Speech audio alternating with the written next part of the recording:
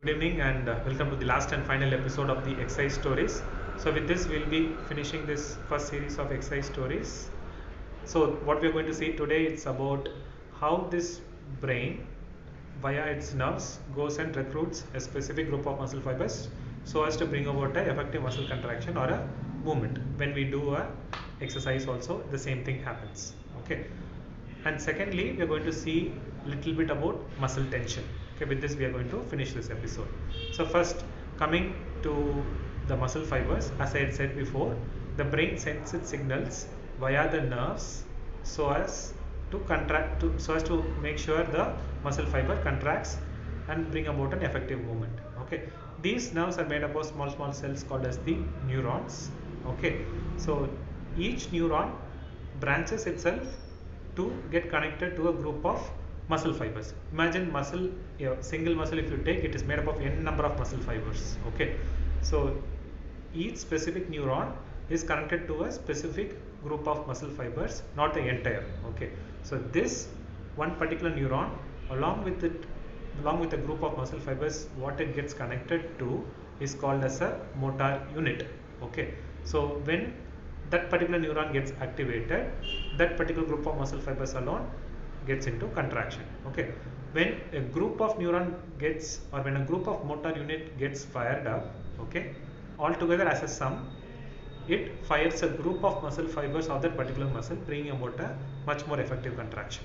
Okay, to give it a more simpler example, consider my eye movements. Okay, the movements of my eyes are also being taken care of by the muscles in the eyes that helps in upward, downward, inwards, outwards, those type of specific movements of my eyeballs as well. Okay, so same way, for example, any of my leg muscles if you take, they are also being controlled by the muscles.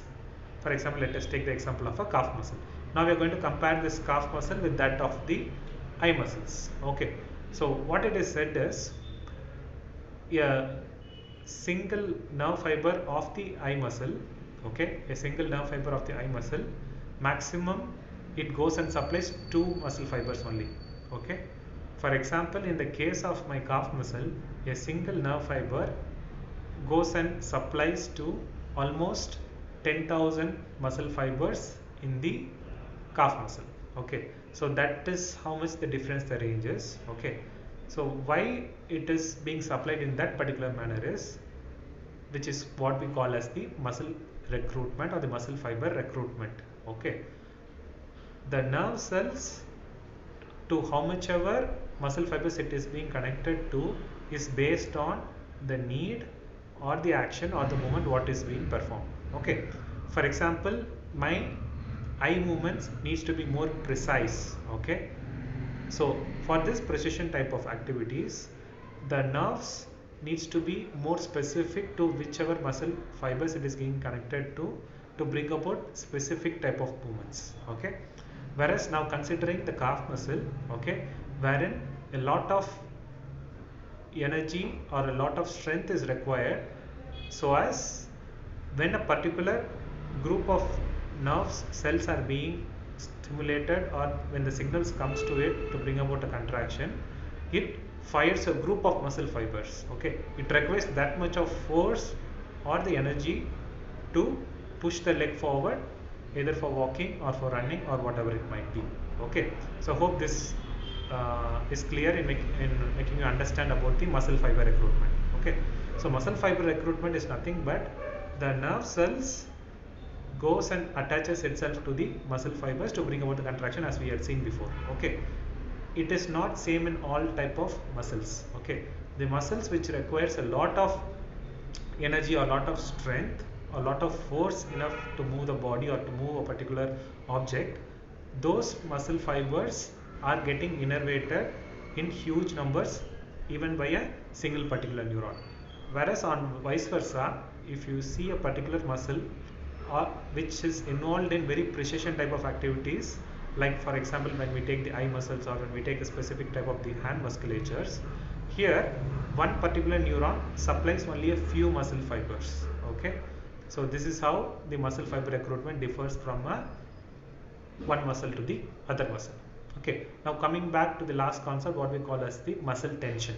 Okay, muscle tension is different from muscular contraction. You need to keep that in mind. So muscle tension is every muscle has a particular resting tone, or what we call as the resting tension, even at the rest. For example, imagine I am sitting. Okay, I cannot say that all my muscles are in a relaxed state. So all my muscles, when I am being active, okay, it is at a state of resting state, or in a more easier understanding, we can say at a state of preparedness to do a particular movement or something. This resting muscle tension, keep in mind this resting muscle tension, not the active muscle tension. Okay, this resting muscle tension is being governed by a different type of nerve cells. As I said before, whenever we want to get an active contraction or an active tension in the muscles to bring about a movement, the signals comes from the brain, wherein it goes and reaches the muscle fibers, bring about the chemical changes happening inside, so that the thick fibers goes and catches the thin fibers, bring about a muscle contraction. Okay, now in this case, this resting muscle tension, what the muscle has at its resting position also, is being done by a different group of muscle fibers, which is not in active control by our human brain. Okay, so this is being done by a specific type of cells that are located in the muscle fibers. Okay, so what happens is, consider these are something like small sensors. Okay, these sensors are located deep within the muscle fibers. Okay, so these sensors are basically there to tell the brain, stating that this is the limit of the muscular tension, this is the limit of the muscle to which it can be contracted or stretched. Okay, so specific areas in the brain, thereby to maintain its tension. Okay, so there are little more concepts in this, like how we can activate these specific sensors which can get connected to the active control of the brain, so as to bring the contraction. Okay, to say this muscle tension in short. Okay, so there's an active component wherein the brain voluntarily wants to contract the muscle, bringing about the active contraction. Okay, this resting muscle contraction or the resting muscle tone is being governed by different group of cells which are located in the muscle fibers, called as the muscular sensors. These muscular sensors activates a different type of nerves, okay, which goes to the spinal cord and around to specific areas of the brain, so as to maintain this resting muscle tension. Okay, so this resting muscle tension is very much required for us to maintain our muscle tone, thereby the circulation, thereby the muscle tone as well. Okay, these are very much essential for us to maintain the muscle properties, so as to do a particular action or a movement.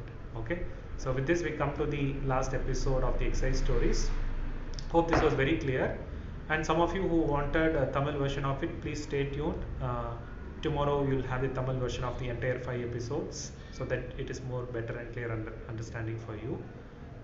So the next series of episodes is going to be brain stories, which is again going to be very much interesting. I hope so, and I hope I can deliver some better content with it as well.